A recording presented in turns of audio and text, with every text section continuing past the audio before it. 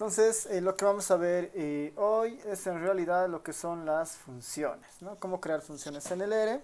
Esta era la tarea que se va a quedar ahí todavía como tarea. Lo voy a dejar ahí para que esté como en el enunciado. Veremos una estructura básica, ¿no? Esto lo voy a poner ya, aquí nomás.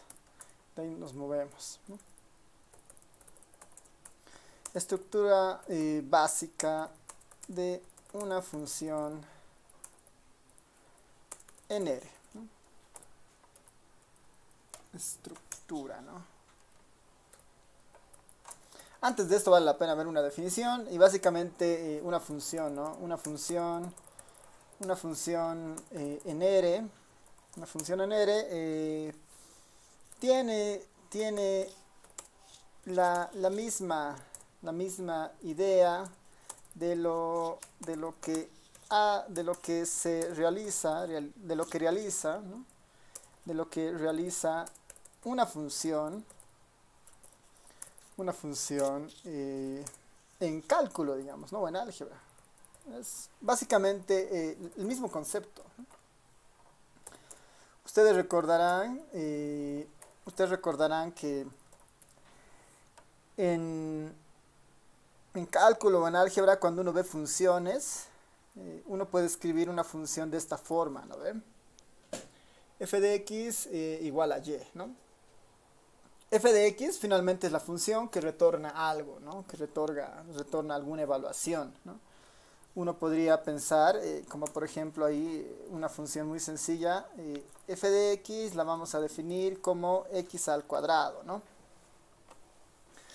¿Qué dice esto? Para cualquier x que entre en la función, esa x se va a elevar al cuadrado, y a esa x al cuadrado es la salida de la función, le estamos llamando esta salida, digamos, esta y, ¿no? Esa es una función muy, en nuestros términos, muy familiares a lo que hemos ido viendo en cálculo. También hay casos de fx, y, ¿no? Donde entran más de una variable, entra una, dos variables, tres variables, más variables, y puede salir igual algo, ¿no? O sea, podría salir otra función, digamos, voy a poner una función punto ahí, de muchas cosas, podría ser de una sola vía, de dos vías, ¿no? De R2 a R, de R2 a R2, ¿no? Igual, o sea, la salida en este caso podría ser muy amplia, digamos, ¿no? Voy a poner simplemente como punto función, digamos. No sabemos lo que puede haber, pero puede tener muchas salidas también, ¿no? Muchas entradas, muchas salidas, ¿no? El R va a replicar eso básicamente para lo que nosotros queramos. Así que ahí podemos tener la estructura básica de una función. En esta misma idea son como que tres cosas, ¿no? El nombre de la función, ¿qué se va a llamar? Los argumentos que recibe, ¿no? Los argumentos. En este caso lo voy a poner en paréntesis. El nombre de la función, nuestra aproximación ahí al cálculo es f, ¿no? Así se llama la función f o la función g, ¿no? Los argumentos, lo que entra en la función, puede ser una x, puede ser una y, podrían ser otras cosas,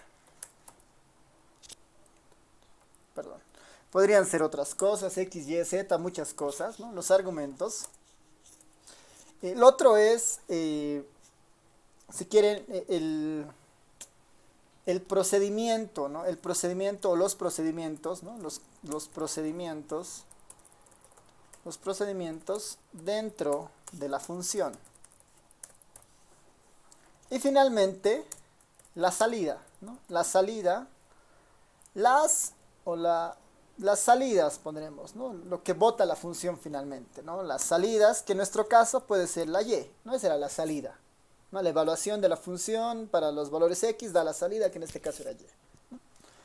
Eso es lo que hace típico a una función cualquiera. Para el R es exactamente lo mismo, ¿no? Para el R es exactamente lo mismo. En una sintaxis básica para ya aterrizar esta idea, voy a ahí abrirme un chunk para que tengamos eso. El nombre de la función lo voy a poner así, tal cual, ¿no? nosotros, como asignamos un objeto, le puedo crear un nombre cualquiera. Voy a ponerle nombre función, ¿no? Nombre función. Así se va a llamar mi función, ¿no? Es nombre largo, mala elección de palabras, pero ya, digamos, ¿no? Es un nombre muy largo. Este está, de alguna manera, cumpliendo el primer criterio. Es el nombre de la función. En el R yo utilizo el comando function para decirle que voy a crear una función y esa función quiero que la asignes al objeto nombre función, ¿no? Nombre función. Así se va a llamar mi primera función si quiere, ¿no? Y entre paréntesis, ¿no? Entre paréntesis, aquí adentro, ¿no? Aquí adentro pongo los argumentos, ¿no? Yo puedo decir, inicialmente este va a tener un solo argumento. Y depende mucho lo que yo haga acá. Puedo poner una X, puedo poner una Y, puedo poner muchas de las cosas que va a entrar y es lo que va a recibir la función.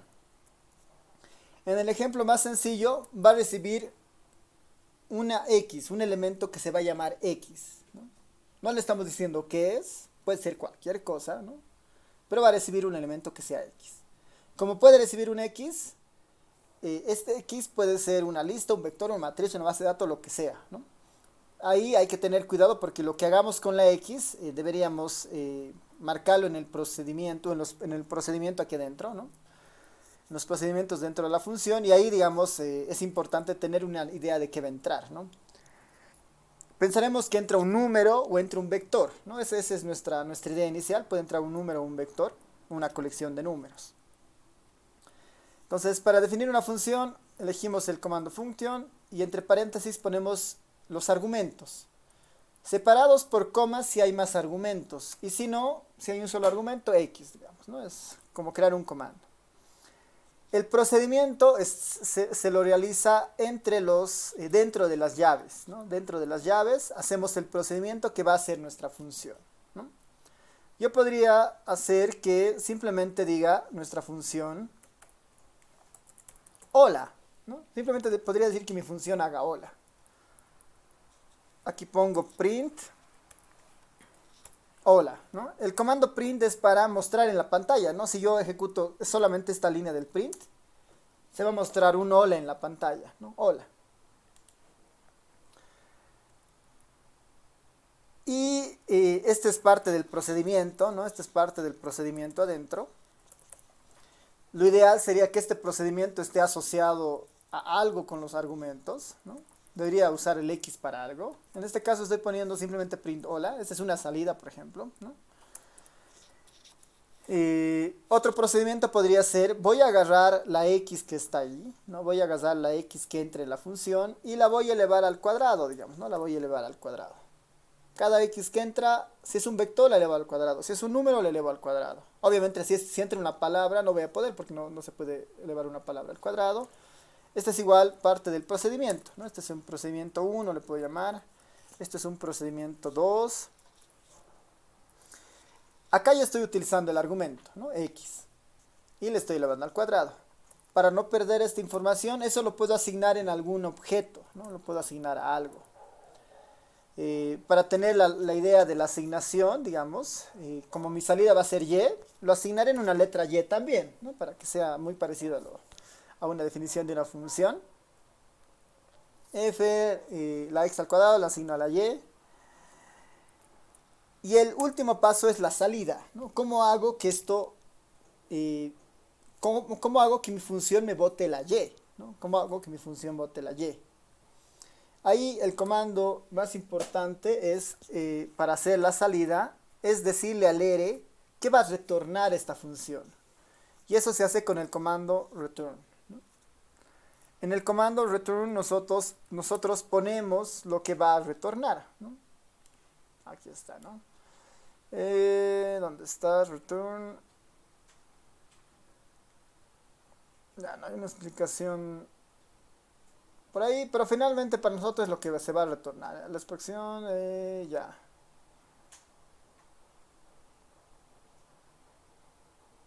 Está bien. Entonces, el return lo que va a devolver. Yo ahí le puedo decir que devuelva lo que quiera, ¿no? Pero siempre y cuando esté ese objeto en la función. Como he creado una Y, mejor si devuelve esa Y, ¿no? Mejor si devuelve la Y. Y ahí tendría, mi función va a imprimir hola, después va a agarrar lo que le he dado en X, lo va a elevar al cuadrado, lo va a guardar en Y y me va a devolver ese Y, ¿no? El return es siempre bien importante porque es lo que devuelve, ¿no? Es lo que devuelve. Una vez que yo he creado esta primera función, simplemente la corro. Ahí está, la corro. No es necesario que salga nada, a menos que hayamos construido algo mal, va a salir un mensaje de error, ¿no? En este caso no sale nada, está bien.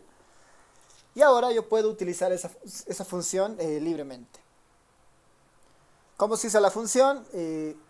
Llamo a la función. Mi función se llama nombre función, ¿no? Se llama así, nombre función.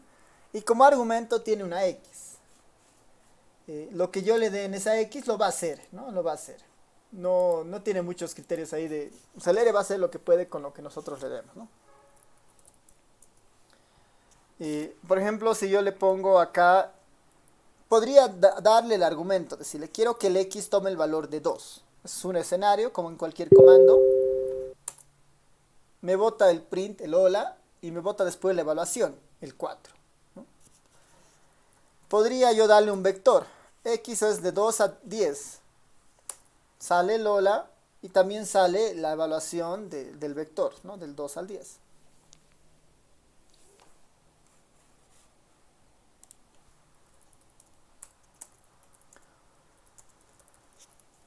¿No? Está creando igual la salida del 2 al 10, ¿no? Lo interesante de esto es que la función internamente que está haciendo está guardando un objeto en Y y ese objeto en Y nos está botando el objeto, ¿no? Eso no significa que ahora yo pueda utilizar el Y, ¿no? ¿Qué habrá en Y, digamos? Llamo a Y y me va a decir el R, no, Y no se encuentra, ¿no? Y no se encuentra. Esto es importante porque cualquier cosa que nosotros creamos en la función va a desaparecer al ejecutarse la función. Son objetos temporales los que se crean ahí. Entonces, cualquier cosa que se use ahí, después al final va a desaparecer. Lo que nosotros podemos conservar, en realidad, es lo que bota el return, ¿no? Lo que bota el return es lo único que nosotros vamos a poder conservar. En este caso, ¿no? ¿Cómo haría para conservar, ¿no? Para salvar esto del Y no encontrado? Le voy a decir, quiero que me evalúes del 1 al 100, ¿no? Ahí están los 100 primeros números elevados al cuadrado. Quiero que esto lo guardes, ¿no? La salida, lo que bota el return, yo quiero que lo guardes en un objeto cualquiera, digamos. Va a ser en... Quiero que lo guardes en un objeto x2, digamos. Cualquier cosa. Si notan, al ejecutar ese comando de la función, ya no se ha desplegado todo esto, ¿no? Solo se ha desplegado el hola. ¿Por qué? Porque el hola le hemos dicho a la función que lo imprima. Y el return y, como ya no tiene, como lo estamos asignando, todo lo del return y se está guardando en el x2, ¿no? Todo el return se está guardando en el x2. Y en el x2, si yo le consulto, ¿qué tienes en el x2? Tiene la evaluación de la función, ¿no? Tiene la evaluación de la función. Y así funciona una función en el R, ¿no? Con un solo argumento. Como tiene un solo argumento, yo podría obviar, anotar el nombre del argumento. En vez de x, simplemente le doy un vector del 2 al 5, ¿no? Ya no anoto x, del 2 al 5. Como tiene un solo argumento. Si tuviera más argumentos y respeto las posiciones, igual puedo escribirlo como está ahí, ¿no? Yo acá esto puedo asignarlo a una variable x3, ¿no? Y en el x3 tengo igual, ¿no? Ya almacenado ese vector. Así que esa es la estructura básica de una función. Ahora, lo que nosotros sabemos en base a las anteriores clases es que un objeto en el R puede tener muchas cosas, ¿no? El objeto lista es uno de los más grandes. Si yo creo una función que genere una lista dentro de ellas y después en el return yo le pongo la lista, me va a botar la lista, ¿no? Me va a botar la lista. Así que podemos utilizar todo lo que hemos aprendido del R después ya para crear una función más completa, ¿no? Más completa. Ahí simplemente como comentario, ¿no? Como comentario, el R es interesante para funciones matemáticas, ¿no? Para funciones matemáticas, ¿no? El R es bastante completo para eso, o sea, uno podría ayudarlo como una graficadora de funciones al R. Yo puedo, por ejemplo, crear una función muy sencilla. Voy a crear una función que se llame ff, digamos, ¿no? Ff se va a llamar mi función. Va a ser una función que recibe el x. Esa x la va a guardar en una variable y. Esta y va a ser x al cuadrado más 10. No, bueno, x al cuadrado simplemente, ¿no? Le voy a decir return y, ¿no? Esta es una función cualquiera, x al cuadrado. Puedo tener otra función acá que se llame, por decir, mi función gg.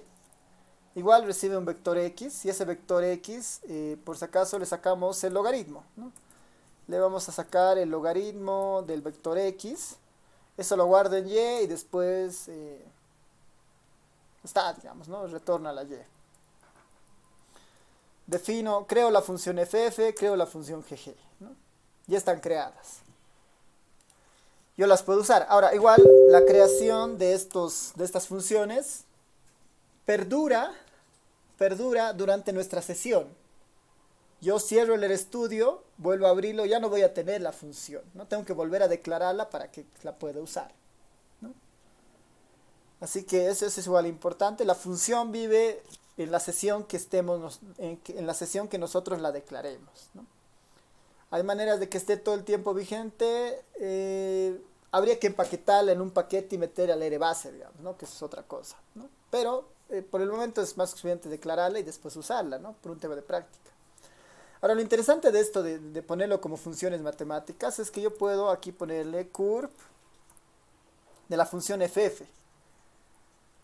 Y le digo que haga un plot de esto, ¿no? O bueno, ejecuto el comando curve de ff. No he puesto el argumento, si se dan cuenta, ¿no? Ahí el R con el comando curve asume que es una función matemática y va a dibujar algo, ¿no? Va a dibujar lo que nosotros le digamos. Va a dibujar lo que esté en ff. Yo ahí le digo, ahora, la salida del curve está predefinida para el intervalo x01, y01. No es de lo mejor. Ahí lo mejor es darle un límite, decir, voy a mover ahí el límite en el eje x, ¿no? Este es el argumento, el límite en el eje x, y le doy un vector. El mínimo va a ser menos 10 y el máximo va a ser 10. Esta es la idea de este argumento xlim, ¿no? Que cuando veamos gráficos vamos a volver a ver esto, ¿no? Para controlar los límites del eje x, el mínimo que sea menos 10 y el máximo que sea 10. Ejecuto y ahora el gráfico se muestra de menos 10 a 10 en el eje x. Si quiero ver qué pasa con el eje y hacia arriba, entonces le doy más espacio ahí, ¿no? Le doy más espacio ahí. No, y es una forma muy fácil de graficar curvas, ¿no? Quiero ver qué forma tiene la función gg. Lo mismo, bueno, el gg en realidad no es necesario verla desde el 10. Puedo decirle del 0 al 100, ¿no? Y ahí está la función logaritmo, ¿no? Cómo se comporta.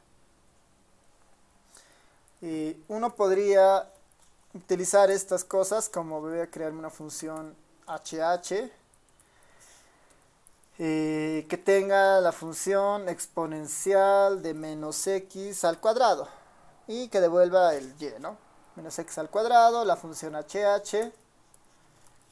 Hago exactamente lo mismo, una curva de la función hh y que esta se encuentre entre menos 5 y 5. Ahí tengo el componente central de la distribución normal, ¿no? Que es el exponencial de menos x al cuadrado. Todos los elementos después tratan de que esta cumpla la función, que es una función de probabilidad, que el área debajo de la curva es igual a 1, digamos, ¿no? Pero la función básica es la exponencial de menos x al cuadrado. Entonces, ahí el curve puede servir como un aliado si nosotros queremos ver gráficamente rápido cómo se comporta una función. Que a veces es útil, ¿no? A veces es útil para algunos casos.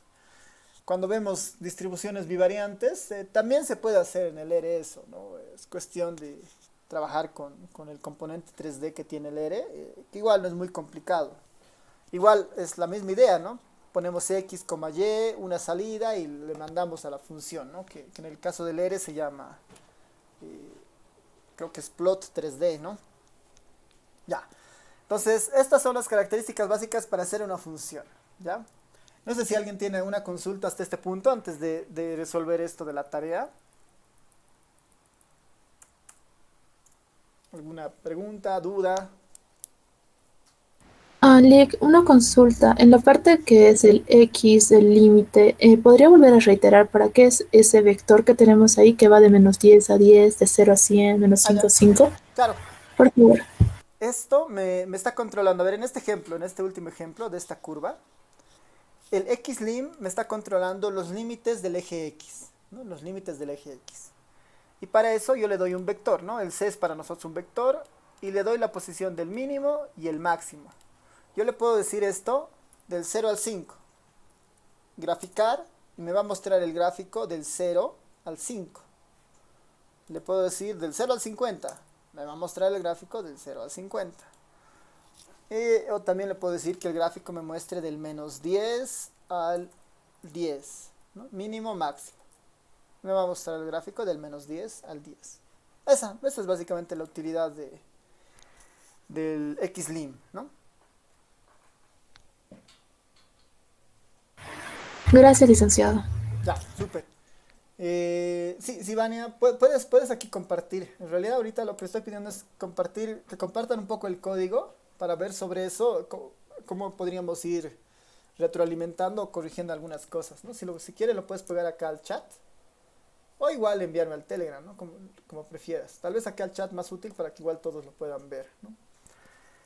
Ya, entonces veremos lo de la tarea. No sé si alguien más tenía alguna otra consulta.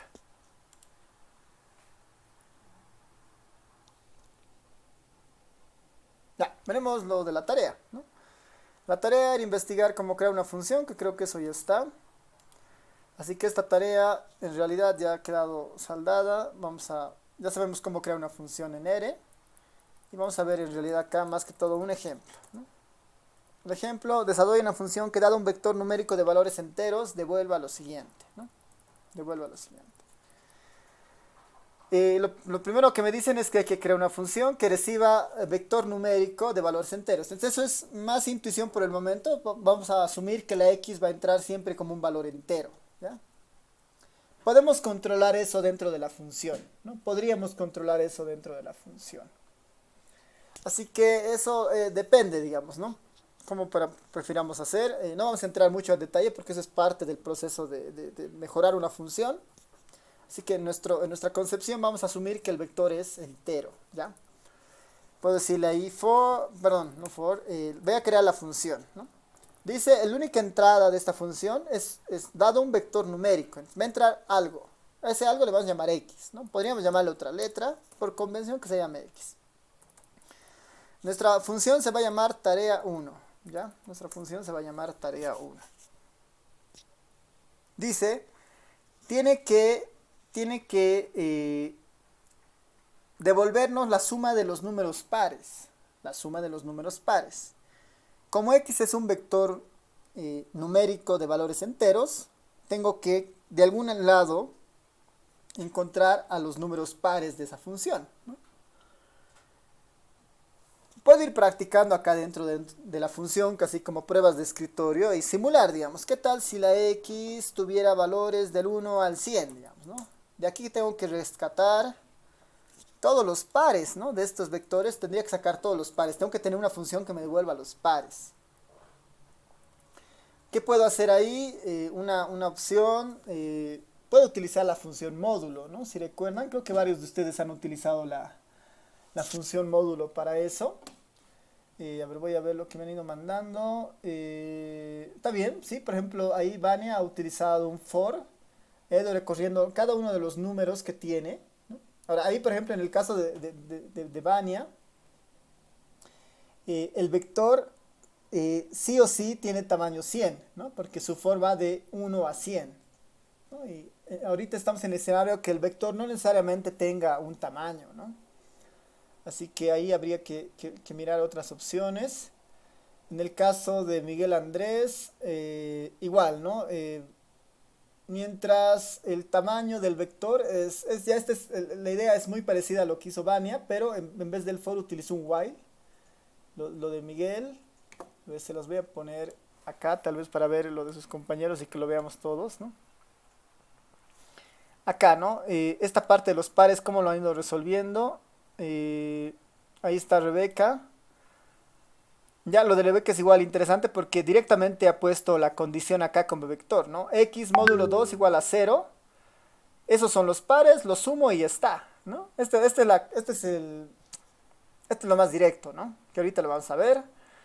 En el caso de Vania, la suma de los pares, aquí está, ¿no? Ha ido por un for, evaluando posición por posición si es par o no es par, si es par o no es par, ¿no? El R lo que ha hecho es crearse un for. Tal vez aquí el error puede estar en esto del 100, ¿no? Para ir, solamente va a calcular los 100 primeros casos, ¿no? ¿Qué pasaría si son más de 100 o son menos de 100, ¿no? Capaz que el R devuelva ahí un error. Hay que evaluar eso. En el caso de su compañero Miguel Andrés, igual, ha tratado de controlar el iterador utilizando el tamaño del vector, ¿no? Si el tamaño del vector, la condición es que mientras i sea menor o igual al tamaño del vector, voy averiguando si son pares o no son pares y los voy sumando, ¿no? Está bien, el criterio está bien. Tal vez en estos dos casos, en el while y en el del for, van a obtener lo que se está buscando, pero no es de todo eficiente, digamos, ¿no? No es del todo eficiente porque el R va a entrar y va a ser, al while al menos va a entrar la cantidad de veces que tenga el tamaño del vector, ¿no? Y lo mismo en el for, ¿no? En el for va a entrar al menos 100 veces a hacer estas consultas. Eso en el fondo es tiempo de procesamiento, ¿no? Eso en el fondo es tiempo de procesamiento y hay que evitar un poco eso. Y ahí la opción que ponía su compañera Rebeca es una de las más directas, ¿no? Cualquiera va a funcionar. Acá en programación el objetivo siempre es tratar de tener, mientras menos líneas tengamos, mejor, ¿no? Entonces, claramente para el tema de los pares, nos tenemos que apoyar de la función módulo, ¿no? Esta es la función módulo que la habíamos visto en alguna clase, x módulo 2, ¿no? X módulo 2, 1, 0, 1, 0, 1, 0, 1, 0, 1. Me está diciendo cuáles de estas son módulo 2, ¿no? Y si es módulo 2, significa, y bueno, si el módulo de x, el módulo 2 de x, si es 0, podemos estar seguros que es par, ¿no? Podemos estar seguros que es par. Entonces ahí puedo decir, si esto es 2, son pares, ¿no? Y ahí me saca, perdón, si esto es 0, si el módulo de 2 es 0, esto es par, ¿no? Son números pares. Y aquí, dado que mi vector es del 1 al 100, tiene sentido, ¿no? Este es, no es par, es par, no es par, es par, no es par, es par. Esto tiene bastante sentido, así que puedo utilizar eso, ¿no? Este ya es un vector que evalúa algo, ¿no? Entonces directamente yo podría poner, quiero que x, utilizando la indexación, solamente considere a los trues que me devuelve esta operación de acá. Y eso va a hacer que me devuelva solamente los pares, ¿no? Me está devolviendo solamente los números pares, del 2 al 100. Pensando que el x tiene esta forma. Debería soportar cualquier x, ¿no?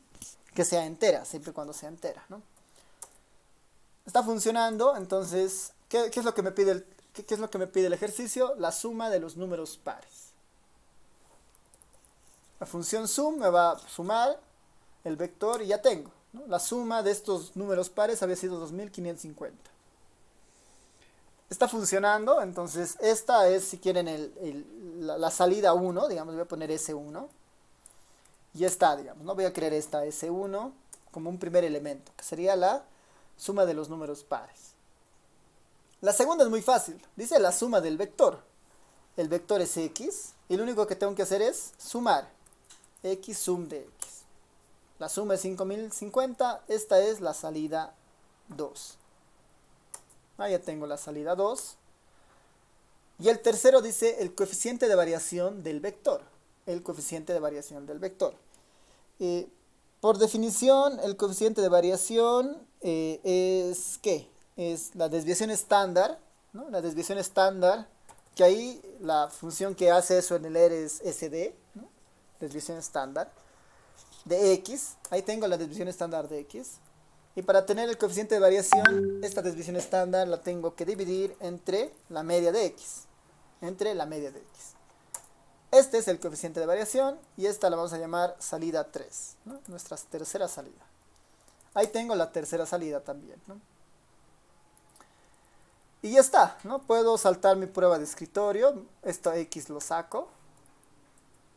Suma de los primeros pares, perdón, la suma de los pares, la suma del vector y la suma, bueno, y el coeficiente de variación, ¿no? Ya tengo el procedimiento. Siguiente paso, la salida. ¿Cómo hago que esto se bote, digamos? ¿Cómo hago que esto salga cuando ejecute la función?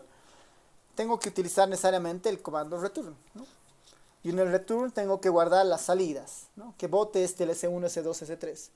No puedo poner S1, S2 o S3. Van a ver que me va a generar error. Si hago esto y le pido, a ver, veremos si me genera error. Tarea 1 del vector X de los 10 primeros números naturales.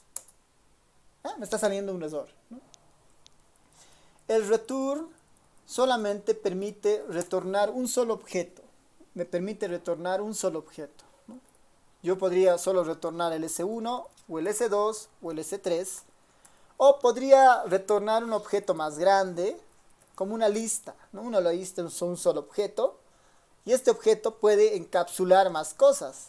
Dentro de la lista le voy a decir que devuelve el S1, que devuelve el S2, que devuelve el S3.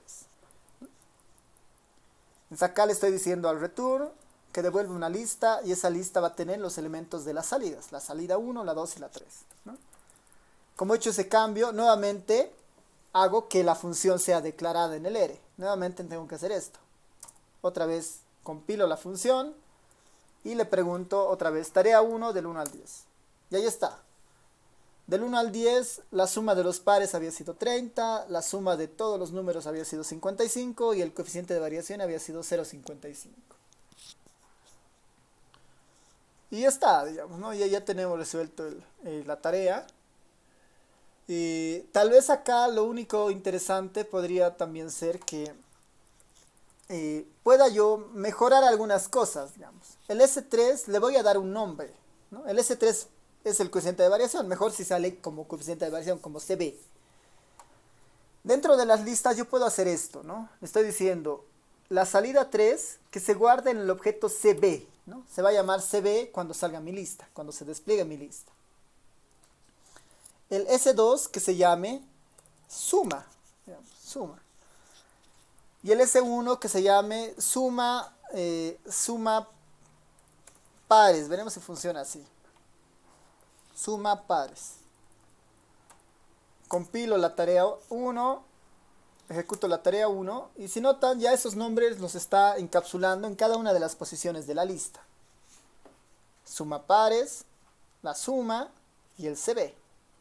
¿No? Ya estoy reetiquetando aquí, digamos, ¿no? Lo estoy reetiquetando. Esta es la tarea 1. Uno podría ser mucho más...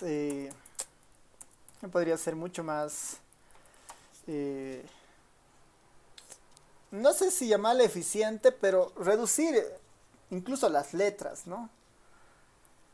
Directamente voy a poder esto de tarea 1, este le voy a llamar tarea 1, tarea 1 guión, se llame tarea 1 alternativa, digamos, tarea 1 alt, digamos, ¿no?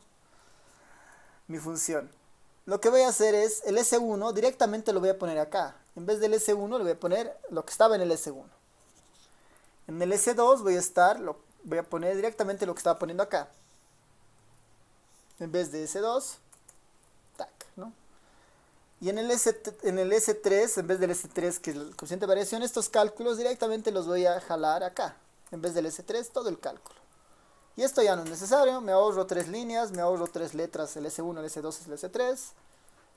Y directamente entra en X, se evalúa en el return y sale, ¿no? Y sale. Esto es un concepto así de mega encapsulación. O sea, estamos encapsulando comandos y el R lo va a hacer, ¿no? Y tengo mi función en 4 líneas. Le digo tarea 1 alternativa, que entre un vector del 1 al 10, ¿no? Que entre un vector del 1 al 10. Y misma salida, ¿no? 30, 55, 0,55.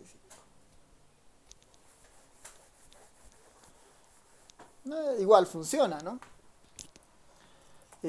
Ahora, uno podría querer controlar más cosas, ¿no? ¿Qué tal si yo le doy un vector aleatorio? rnorm, ¿no? rnorm del 1 al, perdón, 100 números, 100 números aleatorios de una distribución normal. Eso va a ir a la tarea 1. Ejecuto, suma de par es 0, no hay ni un solo par. La suma de todo ese vector es 11, que tiene sentido ya, digamos, es una normal, son 100 normales, así que se está acumulando todo eso. Y el coeficiente de variación de esto es 10.28. El coeficiente de variación es 10.28, que parecería muy alto, ¿no? Que parecería muy alto pensando que es una normal.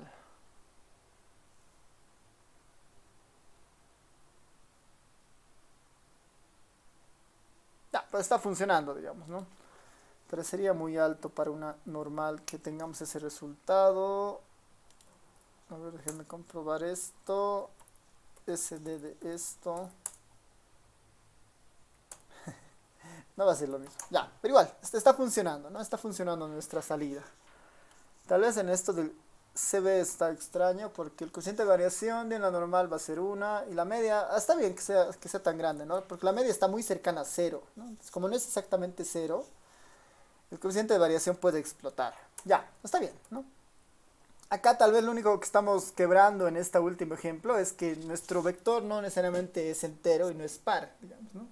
Tal vez podríamos, eh, tal vez podríamos poner alguna restricción y decirle, bueno, si no es entero, que la función le diga es OR, no es entero y se salga, digamos, ¿no? Ya esos aspectos se puede ir puliendo, digamos, en algunos casos, pero el R permite hacer todo eso, ¿no? Ya es un tema de un control más detallado de la función. Ya, entonces hasta acá alguna pregunta, alguna duda de esto de las funciones, con esto de las tareas.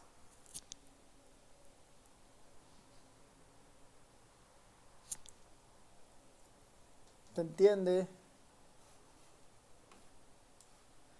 Ahí la única sugerencia que yo les puedo dar es que siempre traten de buscar que sus códigos sean lo más eficientes posibles, ¿no? A veces, al inicio es bueno, digamos, ya ir definiendo cada cosa, pero a largo plazo, digamos, es mejor tratar de tener menos líneas, que sea más eficiente, menos palabras, ¿no? Porque igual puede llegar a confundirse en algún caso algunas cosas. La sugerencia siempre para esto es tratar de utilizar nombres cortos para los nombres, ¿no? CB funciona, suma funciona, esto de suma de par es muy largo, pero ya, digamos, ¿no?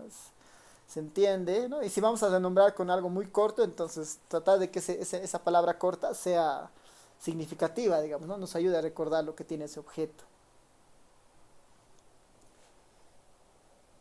Ya. ¿Alguna pregunta? ¿Hasta ahí? ¿Todo claro? Licenciado, yo tenía una consulta. En la Hola. parte de suma de elementos del vector, yo estaba buscando para cómo resolver este problema y yo he utilizado la forma de, es una suma acumulativa de los vectores, es el comando cumSum y ahí yo metí el vector. Entonces, en ese comando te mostraba la suma de los vectores, pero en una forma vectorial, entonces, perdón, vectores.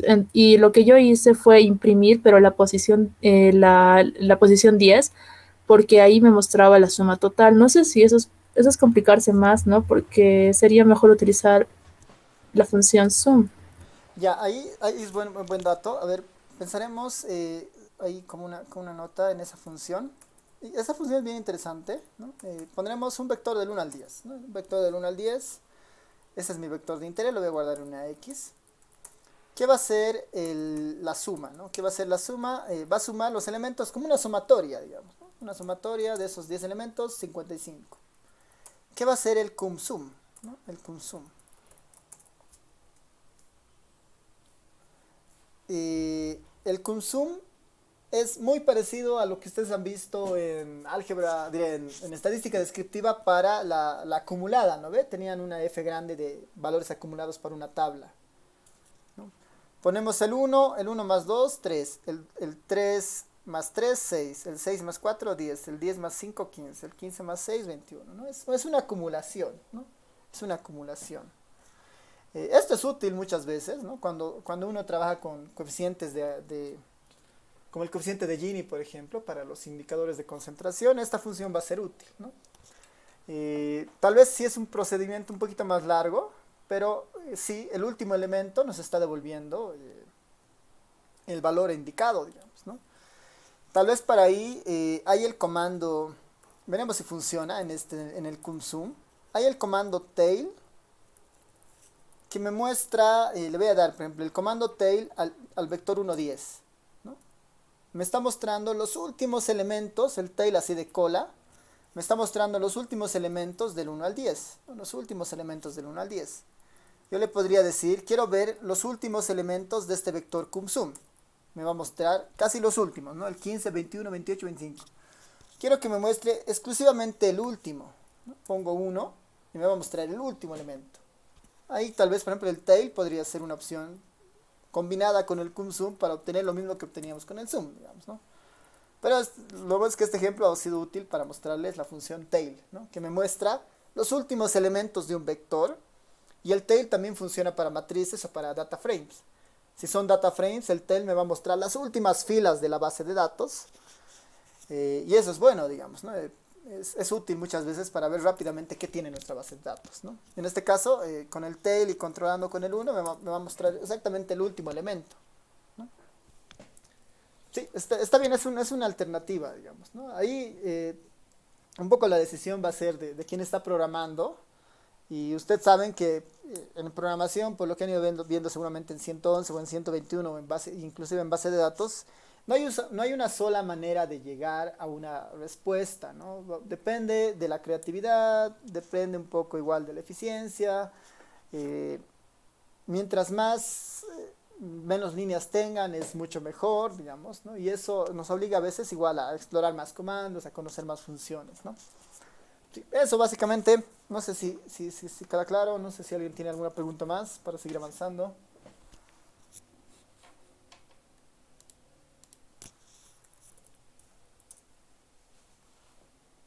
¿Sí? ¿Todo claro? Ya, vámonos. Ya. Vámonos a al siguiente punto. Acá les voy a dejar otros ejemplos, ¿no? Otros ejemplos de funciones que ustedes ya los pueden ver. Son los que normalmente hacíamos en el anterior año. Aquí hay una función que hicimos para que bote las estadísticas de tendencia central de un vector, ¿no? La media, la mediana, la moda, la media cuadrática, la media armónica, la media geométrica y salió, digamos, ¿no? Y después, esta es otra función. Esa era un poco la idea de esto. Ya, tal vez este comandito la voy a salvar acá para que podamos mirar una cosa más y no se pierda esto. Van a tener ese ejemplo ahí para que lo vayan viendo en el código. Pero acá voy a poner este comandito que puse para sus compañeros, ¿no? El comando scan, ¿no? El comando scan permite leer los datos, ¿no? Permite leer los datos directamente, ¿no? Directamente por la consola. Por la consola. Este comando scan es bien interesante, ¿no? Yo puedo decirle scan xx. Esto lo que va a hacer es, me va a obligar a que yo ponga los datos en la consola. Y una vez que yo type esos datos, le puedo decir, bueno, una vez que termines de hacer eso, llamaremos a la función tarea1 y que evalúe el vector xx, ¿no? Esa es un poco la idea. ¿Qué hace este scan? Este scan va a habilitar a que yo typee los datos directamente en la consola y todo lo que yo typee se va a guardar en el vector xx. Ejecuto esta línea y van a ver que acá cambia un poquito la forma de la consola. Aparece un 1. Me está diciendo que ponga el primer dato del vector, ¿no? Yo le puedo decir 45. Enter, el segundo dato del vector, 78. Enter, el siguiente dato del vector, 56, ¿no? El siguiente dato del vector, 0. El siguiente que sea menos 56. El siguiente, yo puedo darle más de un número. Bueno, pues ahí 78, 67, 34, 23. La única diferencia es que los estoy separando por espacios, ¿no? Y el R dice, ya he leído el dato 6, el 7, el 8, el 9. Dame el dato 10, ¿no? El dato 10 es 1. Y el último dato que sea este, digamos, ¿no? Si yo he terminado de darle los datos, en la consola, aprieto Enter, ¿no? Sin meter nada, y se guardan esos 11 elementos, ¿no? Se han leído 11 elementos, esos 11 elementos se han guardado en el XX. Si yo le pregunto qué tienes en el XX, aparece esto, ¿no? Eso hay en el XX. Yo ahora le puedo meter tarea 1 XX, que me diga de ese vector la suma de los pares, la suma de todo el vector y el coeficiente de variación, ¿no? Y el coeficiente de variación. Entonces este scan es bien útil para hacer eso, ¿no? Para hacer ese tipo de cosas.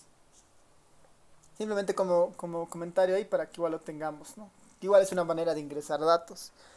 Para este tipo de funciones uno podría volverlo al ERE como un programa responsivo, digamos, ¿no? Mandar esto, ponerlo en una computadora y, digamos, uno busque, ¿no? Busque para un gestor de búsqueda de un libro en una librería digital, digamos, ¿no? Le damos un libro, podemos tener una secuencia para que consulte la base de datos y nos diga si hay el libro o no, por ejemplo, ¿no? Uno podría hacer ese tipo de funciones, pidiéndole estas cosas en consola, ¿no? Ya. Entonces vámonos al siguiente punto, que es la importación de los datos, ¿no? La importación de los datos. Ya a partir de este punto vamos a entrar de manera más fuerte a manejar ya bases de datos, ¿no? A manejar ya bases de datos. Para importar bases de datos, ¿no? Para importar bases de datos, hay varios comandos importantes, ¿no? Hay varios comandos importantes. Y formas de importar esto, ya hay formas de importar esto. Yo voy a aprovechar acá para... Ya, a ver, entonces, antes de importar, ¿no? La importación de datos se puede hacer en el ERE de casi todos los formatos que existen. El ERE puede importar la información de casi todos los formatos que hay, ¿no? SPSS, Stata, DTA, Excel, ¿no? De formatos de tipo TXT, ¿no? De cualquier formato, el ERE casi puede siempre exportarlo sin ningún problema. Pero para exportar los datos, ¿no? Perdón, para importar los datos, para traer los datos al ERE, tenemos que tener conocimiento de la gestión de directorios que tiene el ERE, ¿no? La gestión de directorios que tiene el ERE. Entonces, para saber esto de la gestión, voy a poner, ¿no? Gestión de directorios del ERE, existen, voy a ponerlo así, ¿no? Existen tres comandos. Existen tres comandos para un poco conocer esta gestión de los directorios. El getWD, el dir y el setWD. El primero, el getWD, me indica, ¿no? Indica el directorio de trabajo actual. El directorio de trabajo actual. ¿Por qué es importante esto? Porque el archivo que nosotros queramos traer al ERE puede estar en muchos lugares de nuestra computadora. Entonces, tenemos que entender eso para decirle al ERE de dónde queremos exactamente que traiga el archivo que queremos, ¿ya?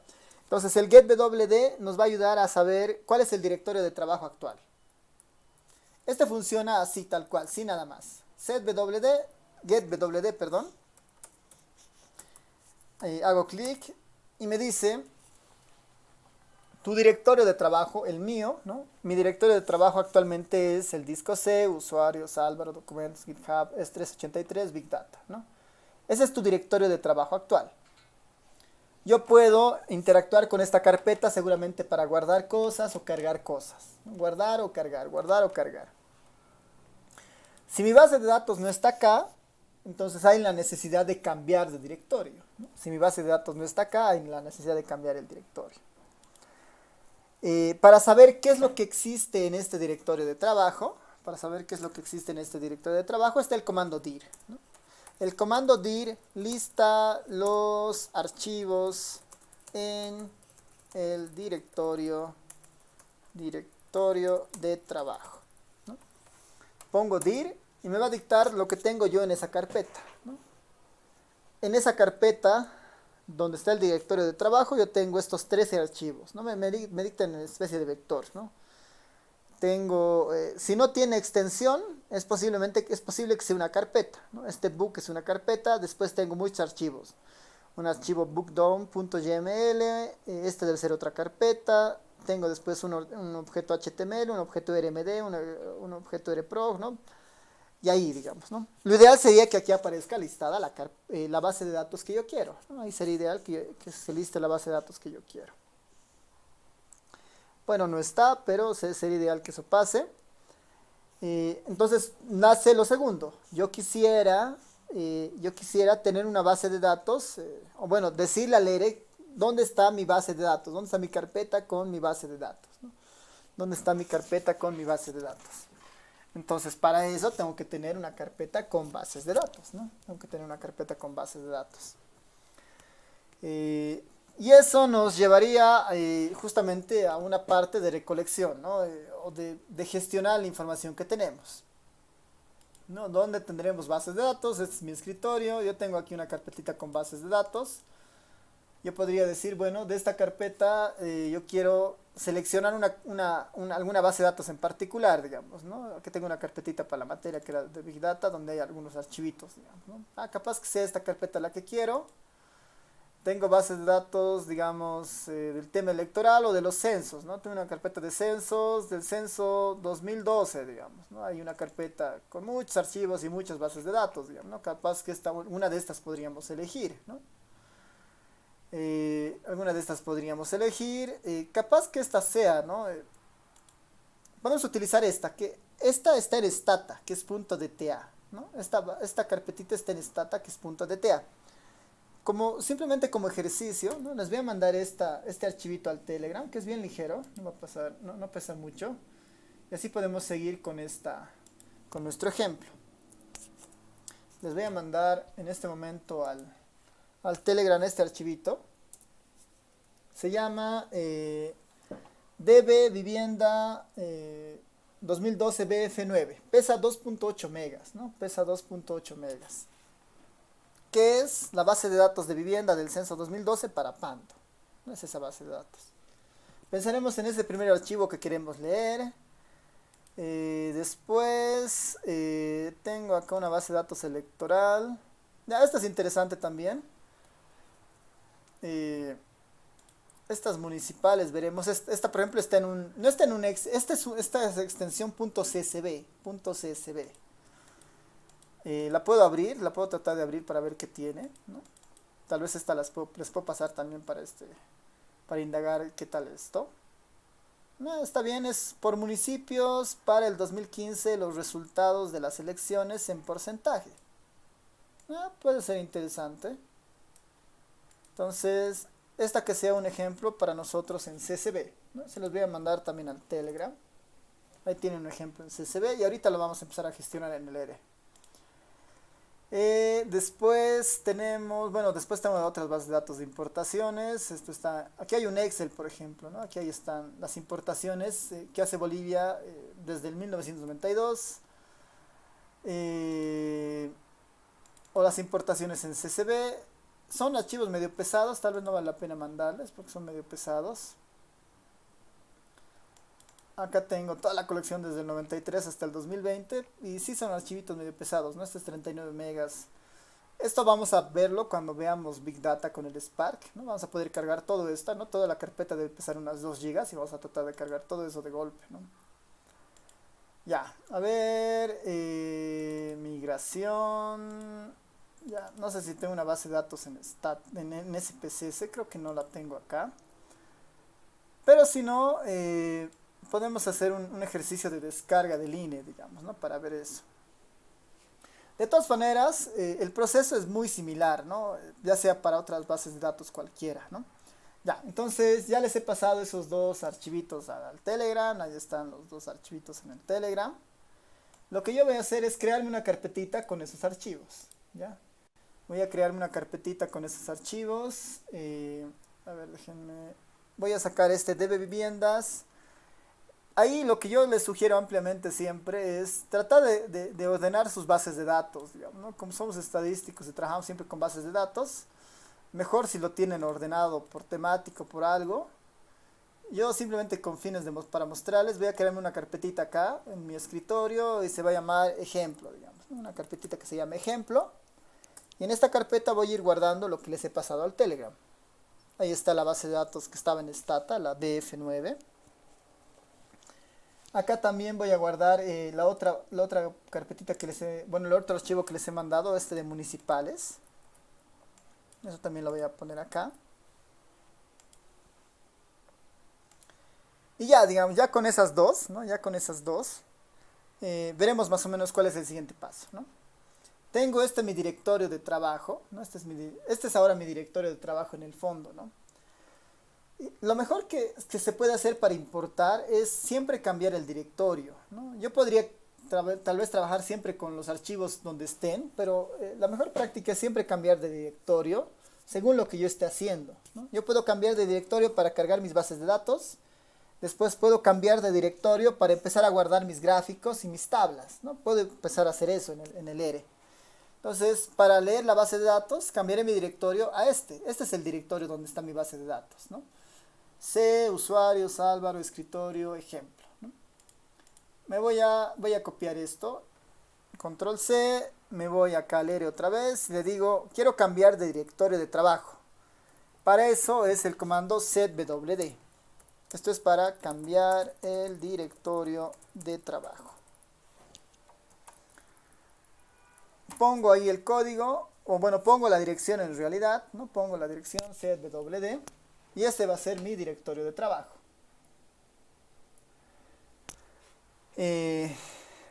Ejecuto.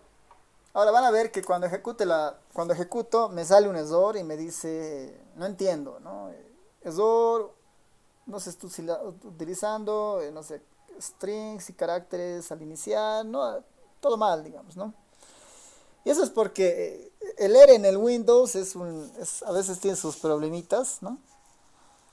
Es porque para el ERE esta barra es un carácter especial, ¿no? Esta barra es un carácter especial y dice, para que yo reconozca esa barra, tienes que ponerla al revés, ¿no? Esa es una opción, ponerla al revés. O duplicarla, ¿no? Ponerla al revés o duplicarla. La que les convenga, ¿no? Voy a mezclar ahora. La primera va a estar al revés y las otras las voy a duplicar, ¿no? Esto solo le pasa a leer en Windows. Solo le pasa a leer en Windows. En Linux o en sistemas Mac esto no es tan problemático, ¿no? Pues está bien, lo vamos a hacer solo una vez. Pongo C, las barras. Y esto es para decirle efectivamente, esto es un directorio, ¿no? Este es un directorio. Pongo setwd, compilo y ahora no me genera error, ¿no? Ahora no me genera error y estoy en la carpeta, estoy en el directorio de trabajo, ¿no? Estoy en el directorio de trabajo. Puedo comprobar qué es lo que tengo, le pongo dir, bueno, voy a utilizar el dir de aquí arriba. Ejecuto el dir y me dice, en el directorio actual, dado que ya lo he cambiado, en el directorio actual tienes una base de datos que se llama todo esto.dta y tienes otro archivo que se llama municipales 2015.ccb. ¿No? Tienes eso.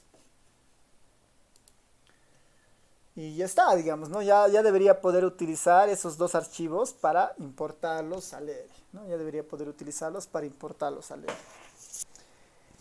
El proceso de importación, ya sea de cualquier otro archivo que ustedes tengan, tal vez lo tienen en SPSS o en SAS o en EPINFO, ¿no? Es el mismo.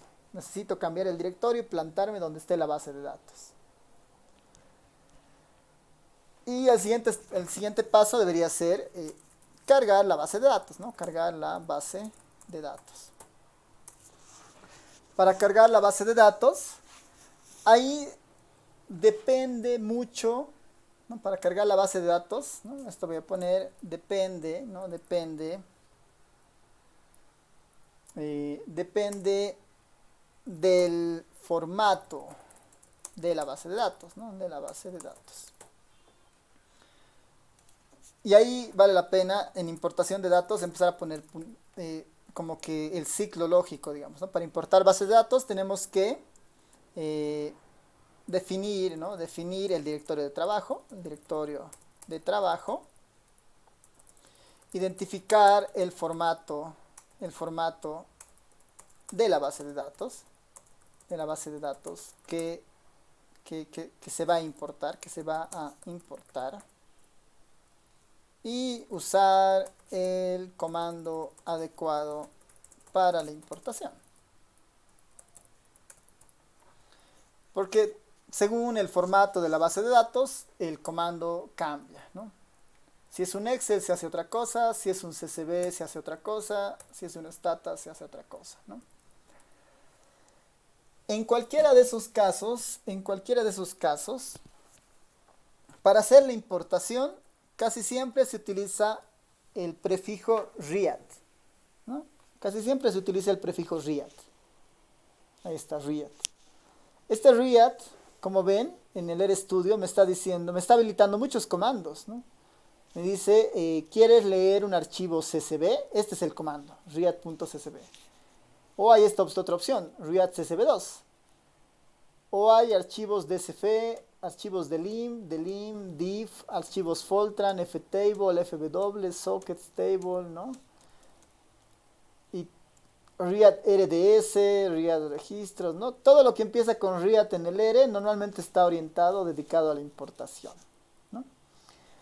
Pero si se dan cuenta acá, no está apareciendo el Stata, ¿no? O el SPSS. No están los más convencionales. Estos son casi todos lo que se llaman archivos planos, digamos, ¿no? Tipo blog de notas, ¿no? Tipo TXT.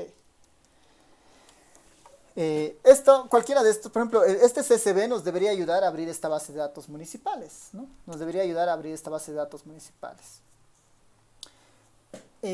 Que en esta ciencia, que en esto de la ciencia de datos o el data science, estos son los archivos más universales que existen, ¿no? Los archivos .csv son los archivos más universales que existen.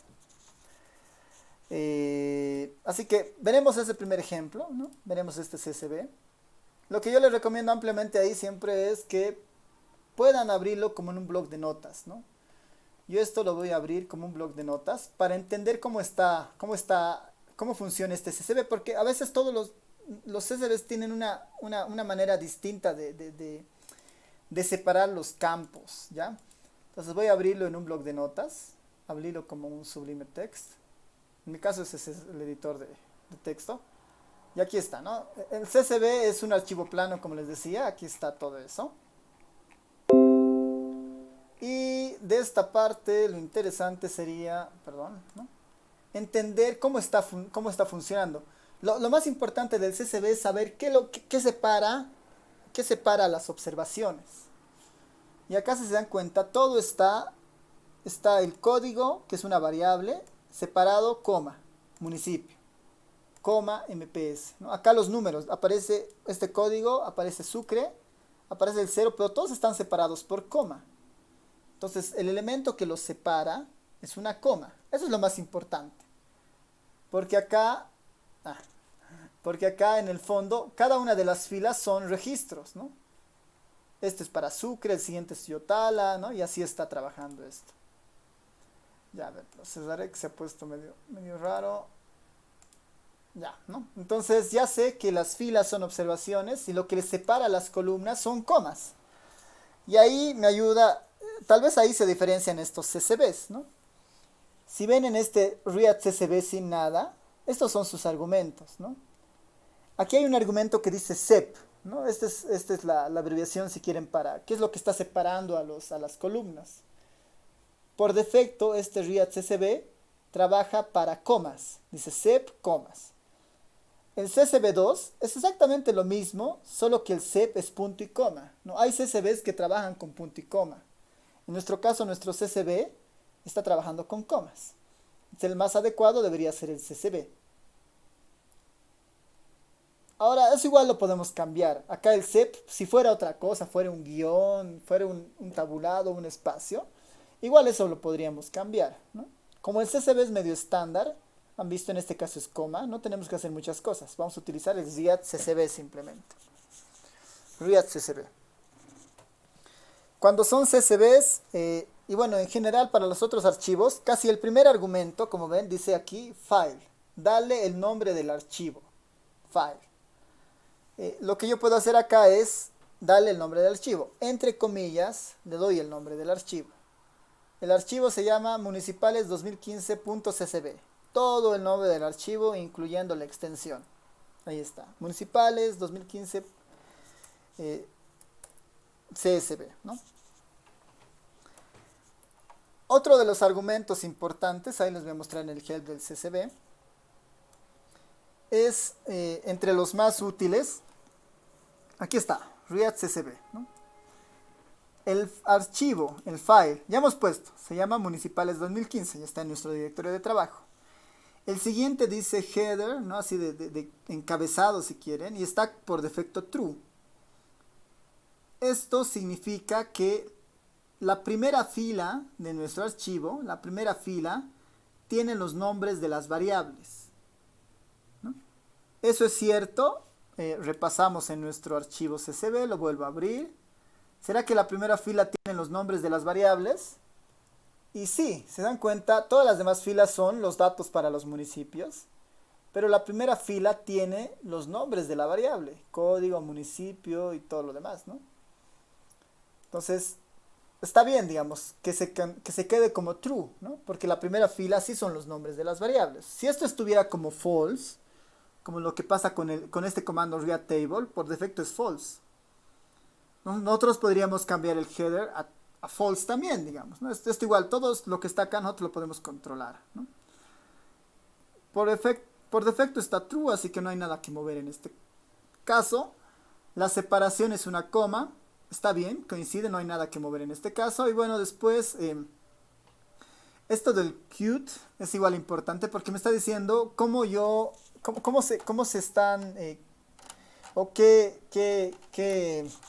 carácter se utiliza para las comillas, ¿no? ¿Qué carácter se utiliza para las comillas? A veces se utilizan comillas simples o guiones o dobles desigualdades, ¿no? Hay mucha variación a veces. Por defecto, las comillas son comillas, ¿no? Es esta separación, digamos, para identificar texto. Y bueno, después hay muchas otras características como el fill, el deck, que no vale la pena entrar porque es un poco más genérico en el CSV, en el caso del CSV, ¿no? Entonces, esto debería ser suficiente, ¿no? Esto debería ser suficiente. Si yo hago esto, tal como está, lo compilo, y está, ha compilado, ¿no? Ha compilado, ha generado, y ahí me está mostrando algo de la base de datos, ¿no? Aquí me está mostrando algo de la base de datos. Ahora, ¿se ha guardado la base de datos? No, no está la base de datos guardada, porque lo único que hace el comando es leer. Mientras nosotros no asignemos a algo, la base de datos no va a estar en nuestra memoria.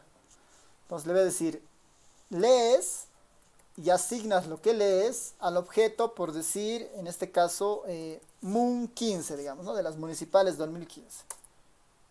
Ya está, ¿no? Este error que está saliendo acá, en realidad es un tema del gráfico y me está diciendo que esto no tiene mucho espacio, ¿no? Si lo estoy subiendo es por un tema de salida, ¿no? Así que no se preocupen de salidas. Cada vez que diga graphics significa que esto no tiene mucho espacio. Ya. Entonces ya he hecho correr esto, ya no me sale error. Y mi base de datos ahora se ha guardado en el objeto Mun15. Si veo aquí abajo, me dice, tienes una base de datos que se llama Mun15 con 339 observaciones y 245 variables, ¿no? Ya hemos leído nuestra primera base de datos, ¿no? Para CSVs, que es bien estándar, el comando read CSV es más que suficiente, ¿no? Ahora nosotros muchas veces tenemos bases de datos en otros formatos, como el que teníamos antes, ¿no? Este que estaba en stata, ¿no? El .dta. ¿Cómo hacemos en estos casos? ¿No? No tenemos un read.stata o un read.dta, no tenemos.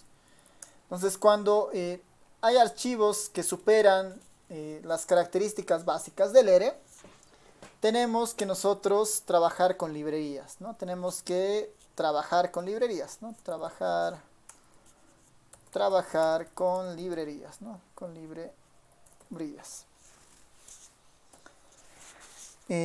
Las librerías tienen encapsulados muchas funciones útiles para alguna necesidad, ¿no? En este caso nuestra necesidad es importar datos. Ahora, las librerías, hay librerías que el ERE tiene en el momento de la instalación, pero que no están, o no se habilitan en la sesión básica, digamos. La sesión básica como que habilita lo mínimo, pero hay librerías que tiene el ERE, ¿no? en su instalación, que las podemos llamar, ¿no? Que las podemos llamar. Es decir, no necesitamos instalar nada nuevo. Ahora, hay otras librerías que no vienen con el ERE básico y tampoco vienen con instalación. Y esas librerías sí las tenemos que instalar, ¿no? Hay esos dos casos, ¿no? Hay esos dos casos para las librerías. Lo bueno que para importación hay una librería muy poderosa, ¿no? Y para habilitar una librería se utiliza el comando. Para habilitar una librería se utiliza el comando library. Y dentro del comando library pongo el nombre de la librería que voy a habilitar, ¿no? El nombre de la librería que voy a habilitar, ¿no? El comando library se utiliza para habilitar una librería, ¿no? ¿Cuál es la librería que vamos a utilizar? Es esta, foreign, ¿no? Foreign. Esta librería, ¿no? La traducción sería como extranjeros, ¿no? Es para leer otro tipo de datos, ¿no? Otro tipo de datos que no sean necesariamente los del ERE. Voy a ejecutar esta línea y ya está, ¿no? Se acaba de cargar la librería frame. Esta librería viene por defecto con el ERE, así que no es necesario instalarla, ¿no? Si ustedes la ejecutan debería correr sin problemas. Y si ahora usamos el comando read, van a ver que ya diferencia, ¿no? Aquí nos dice, hay un nuevo read ARFF que proviene de la librería foreign. Hay otro comando que dice readdbf, que también es de la librería foreign, ¿no? Han aparecido estos nuevos comandos de esta librería foreign, ¿no? Tenemos aquí abajo readdta, que lee versiones del stata, ¿no? Que lee versiones del stata. Y acá hay que poner atención en estas cosas también. Lee archivos de stata de la versión 5 a la 12, ¿no? De la versión 5 a la 12. Habría que ver si el stata que yo les he pasado es del stata 12 hacia atrás, digamos, del 5 al 12. Y si no, hay que buscar otras soluciones. Está del epinfo, está el mtp, logtable, y también está el read spcc, por ejemplo, ¿no? Read spcc. Si tenemos un archivo en spcc, basta con habilitar la librería foreign y leer el read spcc, ¿no? Y bueno, los demás comandos, ¿no? Todos los que están con foreign, ¿no? Vámonos al DTA para ver si funciona, ¿no? read.dta y entre comillas le doy el nombre del archivito, ¿no? Que se llama esto, ¿no? db viviendas 2012 bfdta. Para saber si esto funciona lo tengo que guardar en algo, ¿no? Esto se va a llamar, estas son viviendas Pando. Le voy a llamar, esta es la vivienda BD12, digamos, base de datos del 2012 para Pando. PB le voy a poner, ¿no? BD 2012 Pando vivienda, ¿no? Para abreviar un poco, ¿no? Compilo, y si compilo me va a decir si está todo bien y si no, tengo que hacer algo más.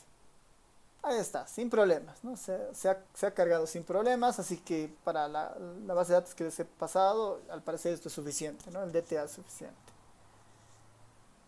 Y acá abajo ya tengo una base de datos un poquito más grande que la anterior, ¿no? Tengo una base de datos que se llama BD12PB, que es un data frame. Ya estos dos objetos son data frames. El BD12PB es una base con 28.000 observaciones y 45 variables. 28.000 observaciones y 45 variables. Como es de viviendas, para el 2012 tenemos el dato de todas las viviendas que habían en Pando en el censo 2012, ¿no? Eso es lo que estamos trabajando ahora. Y ya está, ¿no? Ya hemos leído. Para un SPSS el trabajo va a ser exactamente igual, ¿no? Lo único que va a variar, ¿qué va a ser? .spcss, .sap, ¿no? Va a ser exactamente igual, ¿no? Así que ahí yo les invito a que si tienen base de datos en el SPSS, vayan probando eso, ¿no? Vayan probando eso. vayan probando esos casos, ¿no? Ya cuando sea un Excel, ¿no? Cuando llegue el momento de ver un Excel, vamos a ver igual, que es muy parecido para el Excel, ¿no? En el Excel hay que tener ciertos cuidados en algunos casos, ¿no? Pero son temas menores, digamos, ¿no? En el Excel, mientras el Excel sea muy parecido a una base de datos, las pestañas, vamos a poder leerlo muy fácilmente, ¿no? En un Excel. Ya. ¿Preguntas hasta acá? ¿Comentarios?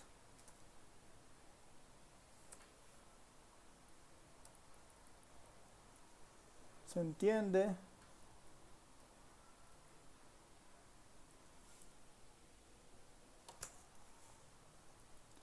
Esto del CSV ya lo hemos visto.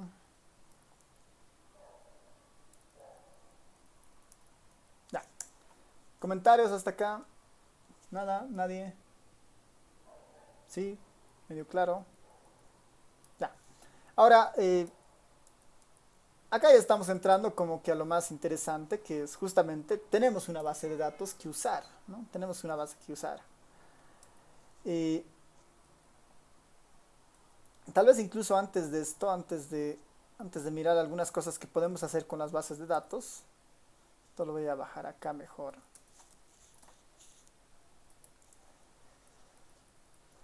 Ya, tenemos hasta esta parte, ¿no? Hasta la parte de jalar una base de datos, ¿no? Jalar una base de datos. Con eso concluimos con la importación, ¿no? Para leer SPSS o Excel es el mismo procedimiento y solamente hay que buscar la librería correcta y la extensión correcta, ¿no? El siguiente paso antes de esto debería ser exportar, ¿no? Exportar la base de datos. Exportar la base de datos. Una cosa es traer y otra cosa es devolver o botar o sacar, ¿no ven? Vamos a sacar la base de datos que nosotros tengamos, ¿no? Y pongo esto de exportar como algo especial aquí porque ahí cuando trabajemos o cuando nos acostumbremos en trabajar con el R, ¿no? Cuando nos acostumbremos en trabajar con el R, los objetos que tiene el R son mucho más eficientes en tamaño, ¿no? Son muchos más eficientes en tamaño. En la mayoría de los casos, ¿no? En esta carpetita voy a mostrarles más cosas acá. Esta carpeta, la base de viviendas en mi disco duro pesa 2.8 megas, ¿no? 2.8 megas. Y este Excel, bueno, este CSV pesa 345 cabas, ¿no? Juntos pesan casi 3 megas, digamos, ¿no? Juntos pesan casi 3 megas. Son 3 megas que estoy ocupando de espacio, ¿no? Son 3 megas que estoy ocupando de espacio. Entonces, lo que yo puedo hacer es exportar la base de datos, ¿no? Exportar la base de datos. También los podría exportar a otros formatos, ¿ya? También podría exportar las bases de datos a otros formatos, ¿no? A otros formatos. O puedo también exportar la base de datos al formato R, ¿no? Al formato R, que es muy eficiente. Al formato RData. En realidad el formato se llama RData. Vamos a aprender los dos. La intuición para el primero y en el segundo lo vamos a ver muy claro, ¿no? Para el primer caso, ¿no? A otros formatos, lo único que tenemos que utilizar ahora es el comando así, write de escribir. Write es para exportar, ¿no? El prefijo write es para exportar.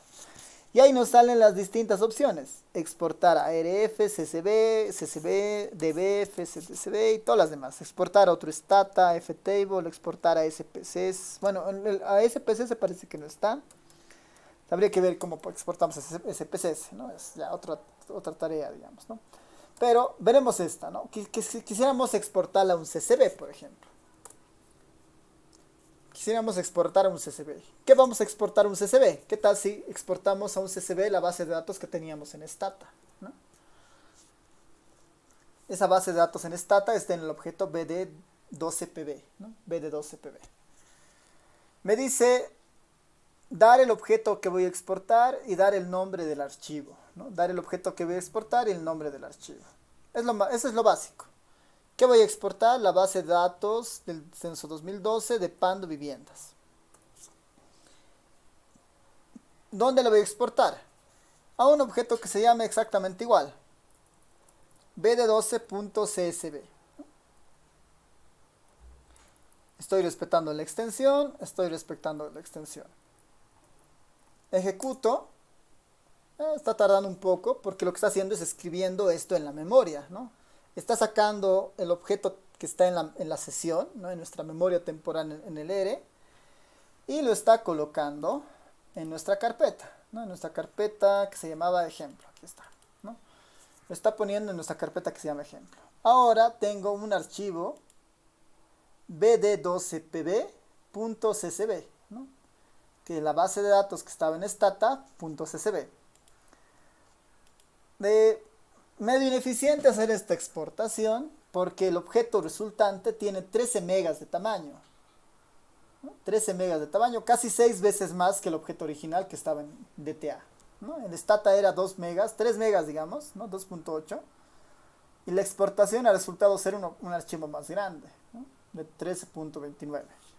¿Por qué? Porque normalmente un Stata tiene más características, lo trabaja mejor, lo ordena mejor. Ahora todas esas características se han tenido que volcar a un archivo plano y genera mucha más información y por eso puede ser muy pesado, ¿no? Ya, pero ya tenemos un criterio para exportar un CSV, por ejemplo.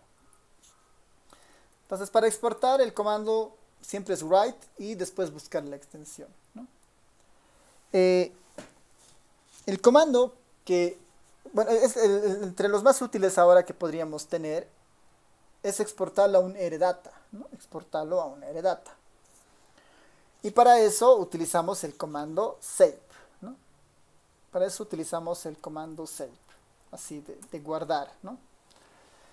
Este comando save guarda objetos de R, ¿no? Guarda objetos de R.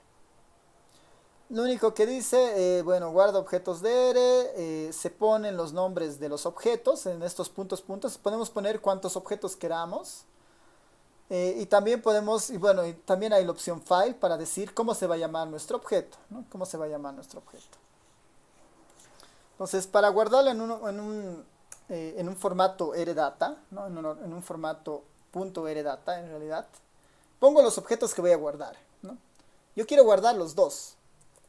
La base de datos del municipio, MUN15, acá se llama MUN15 porque ese es el objeto en el R, MUN15, y el otro objeto se llama BD12PB. El otro objeto se llama BD12PB, ¿no? Los dos objetos quiero guardar. ¿Dónde los voy a guardar? ¿No? Si tuviera más objetos, voy simplemente amontonándolos ahí, ¿no? ¿Dónde lo voy a guardar? Le digo file, ¿no? ¿Dónde? Sigo en mi directorio de trabajo, entonces todo lo que haga se va a guardar ahí. En file lo único que tengo que darle es un nombre, ¿no? Esto se va a llamar, si quieren, bases simplemente, que se llame bases.rdata, ¿no? Ahí se va a llamar, bases.rdata. Y ya está, de esta forma se exporta bases de datos a formato RData. Compilo o ejecuto esa función y ya está, ¿no? Ya he guardado estos dos objetos en este objeto que se llama RData. Voy a mi carpetita que se llama ejemplos. Y si ustedes notan, ¿no? Este es el objeto que se acaba de guardar, ¿no? Que contiene esas dos bases de datos. La del censo y también contiene la información del Excel, ¿no? Que las he importado y todo lo demás que ya eran objetos R. Y en mi computadora, ya haciendo este proceso, pesa medio mega, ¿no? Pesa media mega. Y tiene las propiedades de estas dos que habíamos importado, ¿no? Entonces es mucho más eficiente tenerla en un RData que conservarlas en estos objetos, ¿no? Es mucho más eficiente. El RData es mucho más eficiente en general, ¿no? Así que eso igual como sugerencia para cuando trabajemos. Y acá, digamos, ¿no? Para abrir un objeto, ¿no? Para abrir un objeto RData, que sería el último que nos falta en esta parte. ¿Qué hacemos, no? Para abrir un objeto RData. Voy a crear un chunk ahí.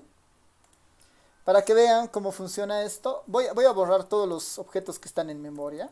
Voy a limpiar la memoria. rmlist ls. corro, ya no hay ningún objeto en memoria, ¿no? Ya no hay ningún objeto en memoria. Si le digo mostrarme el MUL15, va a decir no hay MUL15, ¿no? Mostrarme el BD12PB, es decir, no hay objeto BD12PB, no hay nada ahorita en el R. El directorio de trabajo sigue estando donde estaba, ¿no? getWD, sigo estando en mi carpetita de ejemplo. Entonces abriremos un objeto de data. Lo único que te hago es load y le doy la dirección. En este caso, como estoy en el directorio de trabajo, solamente tengo que darle el nombre, bases.rdata. Load bases.rdata, ejecuto y ya está. Se acaban de cargar esos dos archivitos, ¿no? La base de datos de vivienda de Pando y la base de datos de municipios de las elecciones para el 2015. Es bien eficiente trabajar con objetos Rdata, ¿no? Es muy eficiente por el tema del tamaño, ¿no?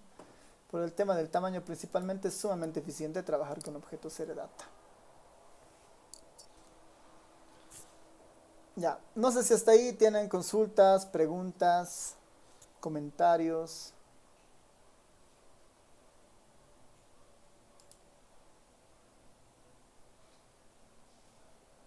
Todo claro. Tal vez hay algo que quieran que repitamos. Bueno, que repita.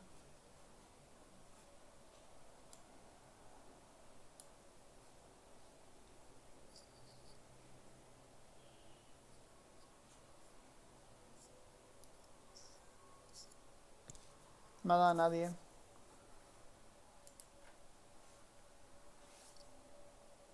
Ya, sobre el Rdata. El Rdata en realidad es como el archivo que utiliza el R para guardar la información, ¿no? Y ahí hay dos componentes para el Rdata. Guardar un objeto en formato Rdata y cargar el objeto, ¿no?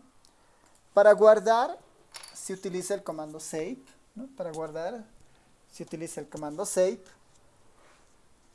Ahí nosotros podemos poner cuantos objetos queramos del R, no solamente uno, ¿no? Y esa es una gran ventaja, porque en realidad cuando exportamos no estamos exportando una base de datos, estamos exportando posiblemente muchos objetos, ¿no? Entre ellos bases de datos.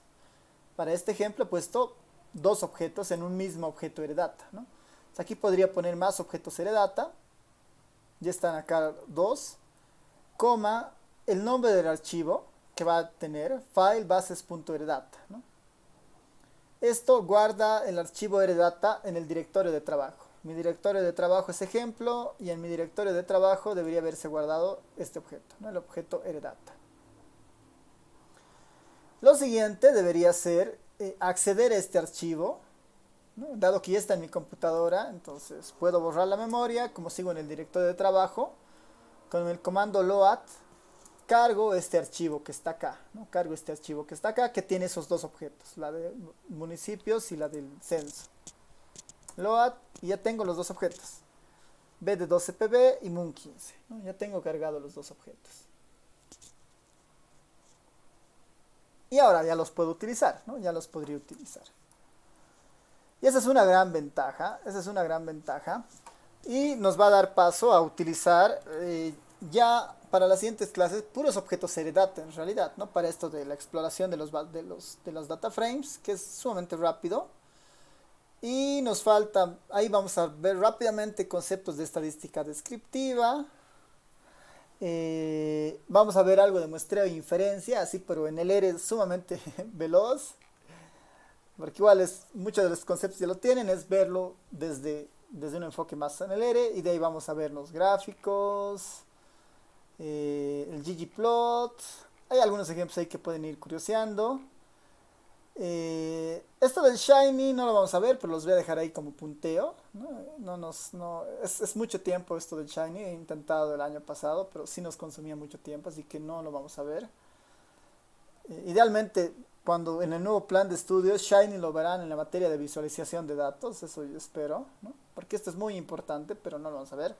Tal vez lo más cercano a Shiny que podamos ver son lo que son los dashboards, ¿no? Los Freak Dashboard. Que bueno, no está acá, pero lo vamos a incorporar después, ¿no? Ya, entonces, a ver, de un momentito para irme acá a lo que hemos ido diciendo hoy día. Estamos en esto de Data Frames y exploración, ¿no? Ahora, ¿por qué es importante tenerlo en LRData? ¿No? Porque yo tengo una carpetita de la materia, ¿no? Yo tengo una carpetita de la materia que voy a mostrarles acá en nuestra paginita de la materia que les he mandado la información, ¿no? 383, ¿no? Este enlace por si acaso les he mandado al grupo de Telegram. Aquí está la planificación acerca del proyecto, el repositorio de la materia y los apuntes de la materia, ¿no? Simplemente como comentario en esto de la planificación, estamos un poquito retrasados, por eso la necesidad de ir rápido, si queremos cubrir el programa, ¿no? Porque la idea es, si no podemos cubrir, tal vez hay cosas interesantes que no veamos, ¿no? Así que voy a tratar de ir un poquito más rápido y les voy a pedir cosas que vean cosas, digamos, como lo de funciones antes y así pasamos un poco más rápido esa parte, ¿no? En teoría, hoy 25 deberíamos ver esto de estadística descriptiva, muestra de inferencia, ¿no? Así que estamos una clase retrasada por esto de que finalmente la materia empezó casi una semana después por esto de la por esto de que la materia se confirmó después, ¿no? Ya, entonces, ya pensando en esto, aquí hay un repositorio de la materia acá, ¿no? Repositorio de la materia. Este repositorio de la materia, voy a hacer clic ahí, se encuentra en el GitHub, ¿no? Se encuentra en el GitHub. El GitHub es un programita que me permite trabajar con archivos, programas, y está bien orientado a la generación de código, ¿no? Entonces, por eso igual es medio pertinente que tengamos esta carpetita en el GitHub. Acá por si acaso están los apuntes de la materia, también están los códigos, pero acá estoy guardando una carpetita de bases de datos, ¿no? Esta carpeta que dice data. En esta carpeta que dice data, si yo le doy clic ahí, tengo varias bases de datos que las vamos a ir utilizando más adelante, ¿no? Tengo la encuesta hogares 2018, la 2019, la de viviendas, tengo datos de la ENSA, de una encuesta de niños, los datos de las elecciones de octubre y todo lo demás, ¿no? Y es información que es relativamente liviana porque justamente el LRData hace eso, ¿no? Entonces, sin ir muy lejos, digamos, esta que dice EH19 Data, ¿no? Si yo le hago clic a esto, ¿no? Que está en LRData, no me muestra lo que tiene, pero sí puedo irme a esto de descargar, ¿no? Sí podría irme a esto de descargar. Si yo le hago clic a esto de descargar, le voy a decir que me guarde el enlace, copiar la dirección del enlace. Yo podría irme ya ahora al ERE y así vamos a ir trabajando las siguientes clases. Yo le voy a decir, quiero que cargues esta dirección, ¿no? Le voy a dar toda la dirección que me he copiado, ¿no? github.com, todo eso. Voy a ejecutar esto. ¿Por qué no me está dejando? data. No, qué raro.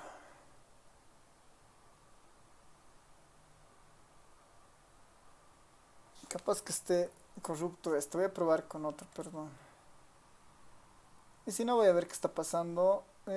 Probaré esta del octubre, ¿ya?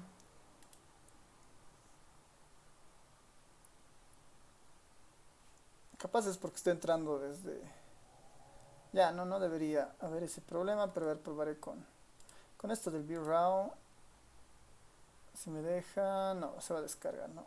Otra vez. A ver, déjenme comprobar algo. Si no, es un tema de mis librerías que tal vez por actualizar ha pasado algo. Ya voy a probar con el octubre 20.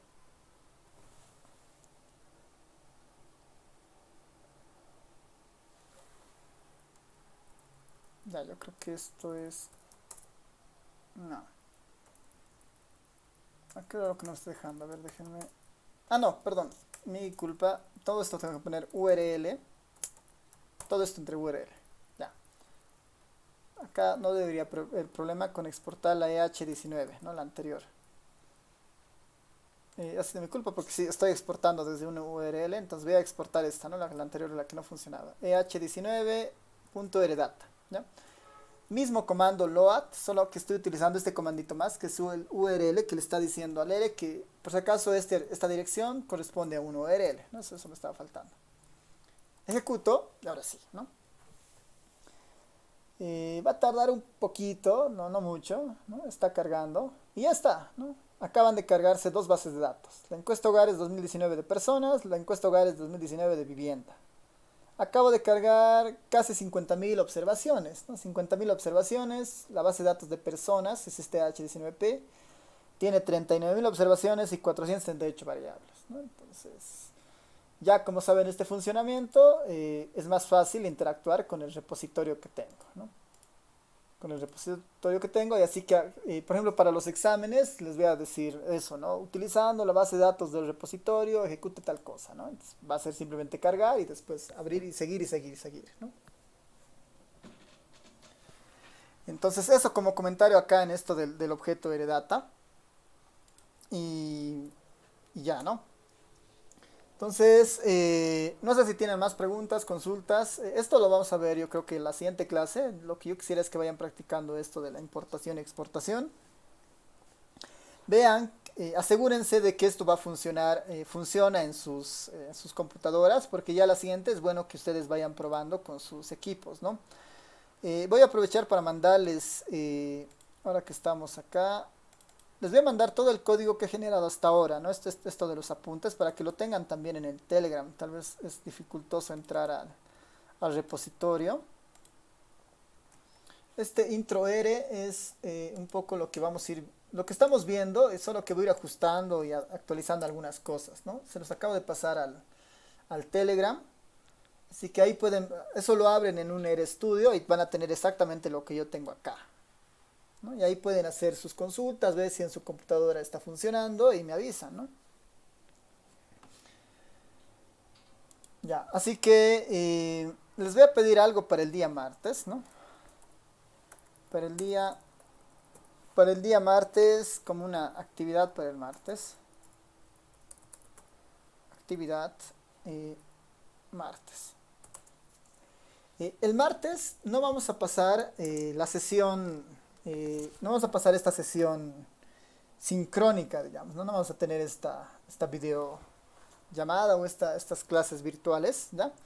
Pero les voy a dejar para que hagan una actividad ese día, ¿ya? Y lo que sí les voy a pedir es que se dediquen exclusivamente esas 2 horas en hacer la siguiente actividad, ¿no? Esto para tratar de ir llegando hacia los proyectos que les voy a pedir, ¿no? Para el martes, lo que yo quiero es que un poco indaguen, ¿no? Indagar, ¿no? El GitHub, ¿no? Indagar el GitHub. ¿Qué es el GitHub? Crearse una cuenta, ¿no? Crearse una cuenta. Crear un repositorio para sus proyectos, crearse un repositorio para sus proyectos. Vamos a ir incluso por 4 pasos, ¿no? Indagar el GitHub, crearse una cuenta, crearse un repositorio para sus proyectos. Lo otro va a ser instalar el GitHub Desktop,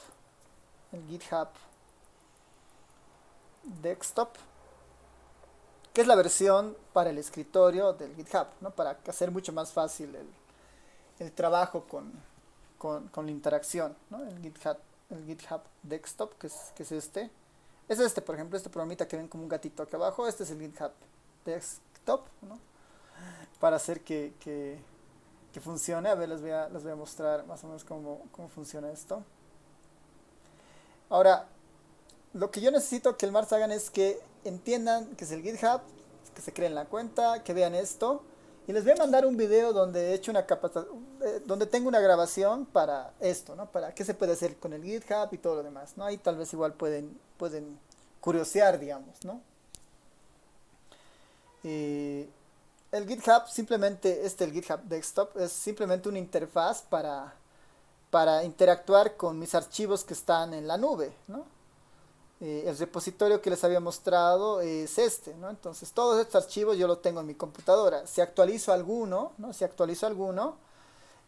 Yo para decirle que estoy actualizando tengo que trabajar con esto, ¿no? Con los repositorios que tenga, digamos, ¿no? Así que esto es muy útil y también igual para ir ganando para minería de datos, por ejemplo, que ahí sí o sí utilizamos eh, también esta parte. Sería bueno que vayan mirando esas opciones. A ver, ya. Instalar el GitHub Desktop y aquí vamos a poner lo otro debería ser empezar voy a poner interactuar, ¿no?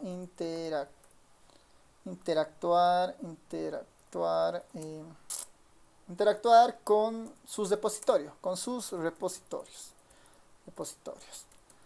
Les voy a pedir dos repositorios, que creen un repositorio para sus proyectos y creen otro repositorio para sus ejercicios. ¿No? Yo les voy a pedir un ejercicio que lo guarden en el GitHub y yo los voy a revisar directamente desde sus GitHubs, ¿no? Dentro de sus cuentas, ¿no? Y obviamente interactuar, perdón. Y la última tarea para esto del martes es que me mande, ¿no? Enviar, ¿no? O poner en el tablón del Classroom, su cuenta, su nombre de usuario, su nombre de usuario del Classroom, ¿no? ¿Cómo yo los puedo encontrar? ¿No? Su nombre de usuario o el enlace, ¿no? De usuario o enlace. Y así yo voy a tener una lista de cada uno de ustedes, sus Classroom, y voy a poder un poco empezar a mirar lo que están haciendo y cómo van avanzando en sus proyectos o en sus ejercicios. Ya, esa va a ser la actividad para el martes, ¿no? Es muy, muy interesante el GitHub. Lo que yo quisiera es que para, así casi saliendo de la universidad, puedan manejar muy bien esto, porque para gestionar proyectos vinculados a análisis de datos es muy buena herramienta, y después para tener trabajos cooperativos igual es muy, muy buena herramienta. Entonces el día martes no vamos a tener clases y esto lo voy a poner ahora mismo en el Classroom para que lo tengan como detalle, ¿ya? Entonces ya en estos últimos 3 minutos, no sé si alguien tiene algún comentario, pregunta tal vez sobre esta tarea. Esta es la actividad para el martes el martes 2, ¿no? Para el martes 2 de marzo, ¿no? Actividad para el martes 2 de marzo. Mejor si sus cuentas la ponen como comentario a este anuncio que estoy haciendo en el Classroom, ¿ya? Ahí ponen, ¿no? Reiner, pones tu nombre si se encuentra en el Classroom. Lo que quiero al final es, una vez que creen sus cuentas, creen su repositorio, me manden su nombre de usuario, ¿no? Por ejemplo, en mi caso, mi nombre de usuario es Álvaro Limber, digamos, ¿no? Con eso me encuentran en el GitHub, digamos, ¿no? Y ahí se puede ver la actividad, cómo están avanzando con sus proyectos, y eso me sirve para ver cuánto están interactuando también con la materia, digamos, ¿no? Qué días lo hacen. Y es mucha información para mí también, ¿no? Eso, no sé si tienen consultas, comentarios, preguntas antes de terminar con la sesión. Ya, sí, los videos los voy a subir ahora mismo. Esta es mi última clase de la semana, así que voy a subir todos los videos pendientes de esta materia y de las otras que tengo. Y sí, yo creo que más tarde o máximo mañana ya van a estar en el canal. Ya, creo que nadie más, ¿no? Consultas, dudas. Ya, entonces terminamos acá y nos vemos el día jueves, ¿no? Nos vemos el siguiente día jueves. Para lo del martes, si van teniendo dudas o preguntas, me escriben nomás al Telegram y yo les voy respondiendo ese rato, ¿no? Si están teniendo problemas con alguna parte, ¿no? O si no encuentran algún enlace, me avisan y yo voy a estar pendiente. Lo que sí quiero es que traten de invertir esas 2 horas exclusivamente para tener funcionando y entender cómo funciona el GitHub, ¿no? Ya. Nos vemos entonces hasta el día jueves o martes si me van escribiendo. Chao a todos, a todas. Chao, chao.